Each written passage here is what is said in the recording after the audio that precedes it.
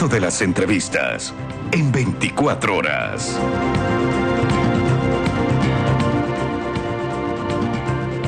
Vamos a conversar a esta hora con Diego Ordóñez, secretario de Seguridad Pública y del Estado. Diego, gracias por acompañarnos. Quiero empezar, secretario, preguntándole si es que está previsto que el gobierno del presidente de la República declare estado de excepción en alguna zona del país en donde se están produciendo hechos violentos por el tema de la inseguridad. Le pregunto esto porque el alcalde de Santo Domingo ha hecho un pedido al presidente de la República para que declare estado de excepción por el incremento de muertes violentas. Lo que pasa en Esmeraldas, aunque se ha declarado una zona de excepción, digamos, de emergencia, de seguridad, pero ¿hay previsión de que pase esto o no? La Corte Constitucional tiene establecidos cuáles son los parámetros para establecer un estado de excepción. Y son unos parámetros muy rígidos. Hay que justificarlo, no es cuestión de que el presidente firme un decreto. Hay que tener una justificación en los hechos, en el derecho. Y hay que tener toda esa argumentación para poder hacer. El caso específico de Santo Domingo, hay un pedido, lo propio en Esmeraldas. En Esmeraldas hemos declarado una zona especial de seguridad, de acuerdo con la Ley Orgánica de Seguridad del Estado. Lo que me preocupa a mí es que en este momento pues, hay una interferencia electoral en este tiempo. Y eso hace que pues, los alcaldes o los candidatos a la reelección utilicen o se refieran a los temas de seguridad más como un tema ligado a su campaña electoral que realmente como un problema que debemos buscarle solución, no necesariamente con estas declaratorias de estado de excepción. ¿Se está contaminando de política electoral el tema de la seguridad en el país? Bueno, esto ya se ha dado muertos en los municipios más grandes, ¿no? ¿Como cuál? Como de Guayaquil, ¿no? En donde el tema de la seguridad se ha convertido pues, en uno de los discursos para la campaña. Esto es peligroso por la naturaleza del problema, por la dificultad del problema y por el hecho de que el gobierno comprende, y yo entiendo que también los ciudadanos comprenden, que tiene que haber un proceso de colaboración, de cooperación entre gobiernos locales y el gobierno nacional en el propósito de atacar el problema de la inseguridad. La competencia de la seguridad la tiene el gobierno, sin duda, eso está establecido en la ley y en la Constitución, pero eso no quiere decir que los gobiernos locales no tengan responsabilidades en cuanto a regular uso de suelo, en cuanto a obras de infraestructura en zonas de alta peligrosidad, en obras que tengan que ver con saneamiento, ¿no? Recreación en zonas de alta peligrosidad. Pero no es cierto que los municipios están aportando con gasolina, con patrulleros, con alimentación, con hospedaje. No, eso se ve ante la falta de recursos. No, eso se ve con mucha frecuencia, ¿no? Hay procesos, hay colaboración, también el municipio de Guayaquil colabora en este sentido, pero es de recordar también, Milton, que los gobiernos locales cobran la tasa por seguridad ciudadana. Entonces, quienes al final están haciendo esta contribución son los mismos ciudadanos a través del impuesto que pagan, o de esta contribución que pagan a los gobiernos locales. Secretario, buenos días, pero decir que el tema de la seguridad quizás se está convirtiendo también en parte del discurso de los políticos, ya que en febrero pues habrán elecciones, ¿no es desconocer o minimizar también lo que viven los ciudadanos o lo que se registra en algunos puntos del país? Este fin de semana en Guayas, Guayaquil y Durán, casi 25 muertos, solo en un fin de semana. Y en Esmeraldas, por poner otro ejemplo, de las 100 muertes violentas del año pasado, ya prácticamente se ha superado las 400. No, al señalar lo que he señalado, Liz, no digo que hay que desconocer la realidad. Lo que digo es que hay que plantear las soluciones que corresponden. Porque, como usted acaba de mencionar, es un problema muy complejo, ¿no? muy profundo, ¿no? Que se ha venido enraizando en la sociedad ecuatoriana desde hace muchísimos años. Por como lo hemos mencionado y hemos demostrado, un retroceso del Estado en su obligación de garantizar la seguridad, evitando que crezcan, se consoliden grupos de delincuencia organizada. Esto, lo que está pasando, lo que se refleja en las noticias, lo que se refleja en la realidad, lo tenemos absolutamente claro. Lo fundamental, Liz, es tener la responsabilidad de plantear las soluciones que corresponden a esa realidad. Ni minimizada ni maximizada, a la realidad. Y una de las tareas fundamentales que tiene un gobierno responsable es de entender esa realidad, identificarla y plantear las soluciones que corresponden. Las soluciones que corresponden, ¿cuáles son? Las hemos dicho en varias oportunidades. El gobierno tiene varias estrategias. Una estrategia de corto plazo. Fíjese, ahora muchísimos hablan de la necesidad de que el Estado ecuatoriano cuente con servicios de inteligencia. Hasta hace 3, 4 meses no hablábamos de eso. Hablamos de patrulleros, hablamos de patrullaje, ¿no? Pero no hablamos de un fundamental elemento de una estrategia de defensa, la inteligencia.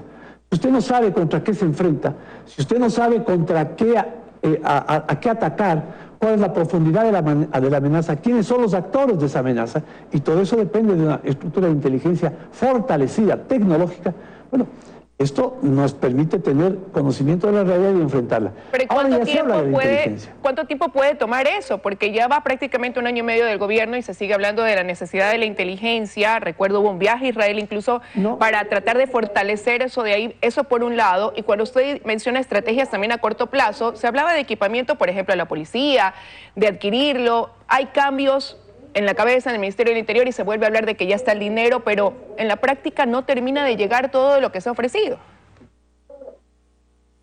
No, sí llega lo que se ha ofrecido, pero no es suficiente, Liz, y de eso estamos claros.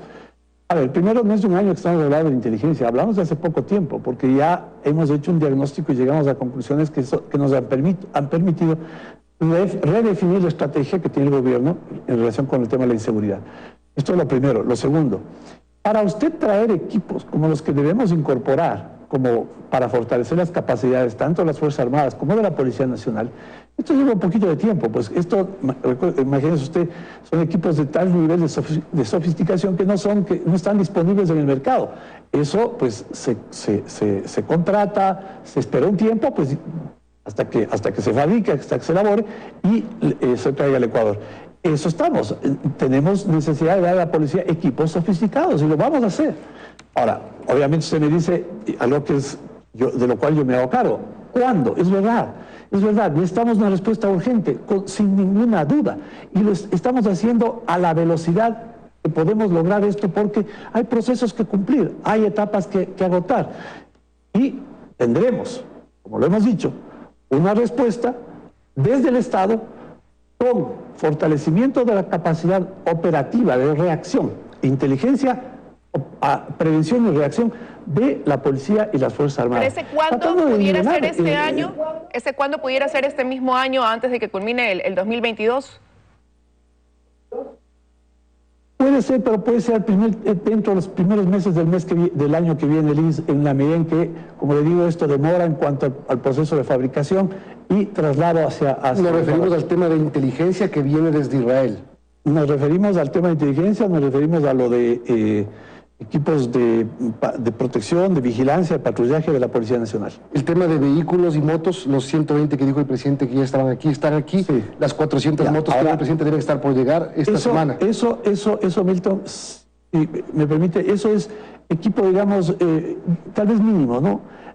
A donde nosotros ponemos mayor preocupación es a el equipo que tiene mayor nivel de sofisticación, que le permita a la Policía Nacional tener estas capacidades para poder atacar con más fuerza, con más firmeza la amenaza del crimen organizado. Ahora, quiero volver a Esmeraldas un segundo, porque, a ver, esta Fuerza de Tarea Conjunta dice que tiene más o menos 3.600 efectivos entre militares y policías. ¿Están los policías desplegados en la zona? ¿Hay los 1.500 policías? Porque dicen que no pueden llegar porque no tienen dónde quedarse, dónde hospedarse.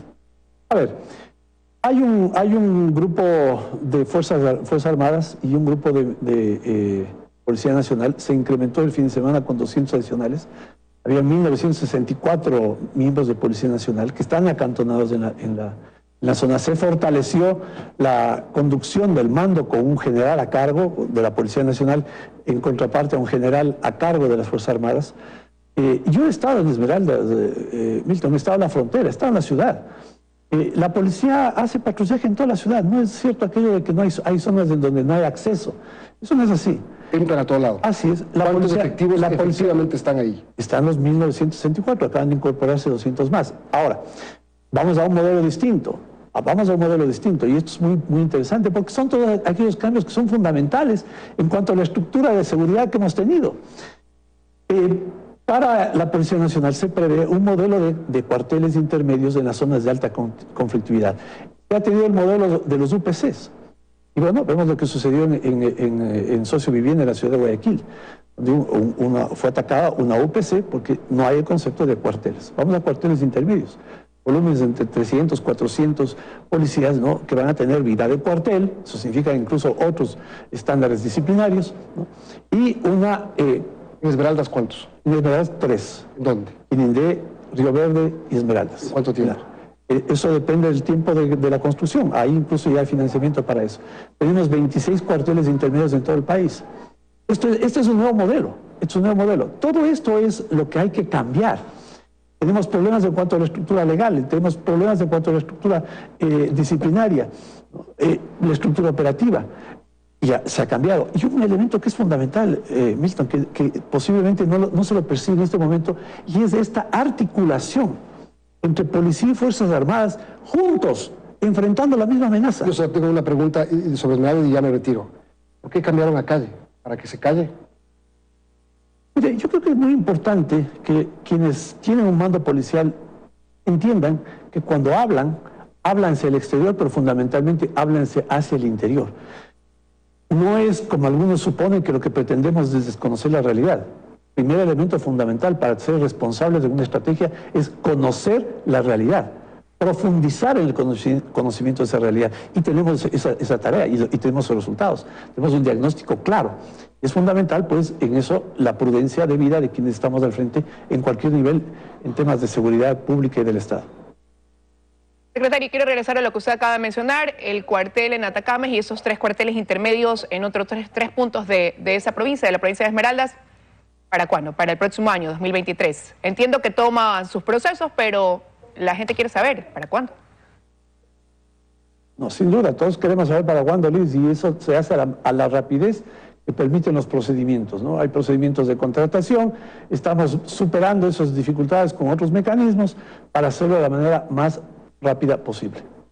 Y usted señalaba al inicio de esta entrevista que, bueno, no se declararía la emergencia por ahora, pese a que lo han solicitado en otros puntos. Con lo que respondió la Corte Constitucional en cuanto a la pregunta 1 de esta consulta popular, seguirán recurriendo al mecanismo de estado de excepción, pudiera ser una de las vías. Ese es un grave problema, porque como lo acabo de manifestar, ¿no?, la Corte Constitucional ha establecido unas limitaciones muy rígidas para efectos de la declaración de estado de excepción, y no podemos recurrir a ese mecanismo en cualquier circunstancia. Por eso era fundamental, ¿no?, y lamentamos además que la Corte Constitucional haya resuelto lo que resolvió, en el sentido de que no se permita que a los ciudadanos les preguntemos si en cualquier circunstancia, no solamente bajo régimen de excepción, las Fuerzas Armadas pueden ir en auxilio de la Policía Nacional. ¿Y por qué esto es importante, Liz? Porque vamos a fortalecer a la policía en cuanto a personal, en cuanto a equipo. Estamos fortaleciéndolo, corrijo el tiempo, en cuanto a personal, en cuanto a equipo, en cuanto a logística, en cuanto a tecnología, en cuanto a capacitación, en cuanto a una estructura legal que sea más adecuada para mantener los niveles de eficiencia y disciplina internos. Pero hay momentos específicos en donde esa capacidad puede desbordar, y es importante que la Fuerza Armada acuda en apoyo a la policía.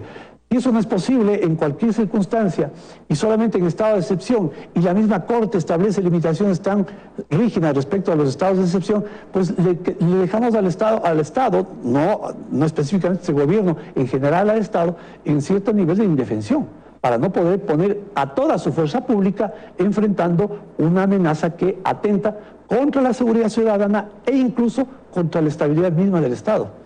Gracias al secretario de Seguridad Pública y del Estado. Vamos a hacer una pausa y regresamos para hablar con la gobernadora de la provincia.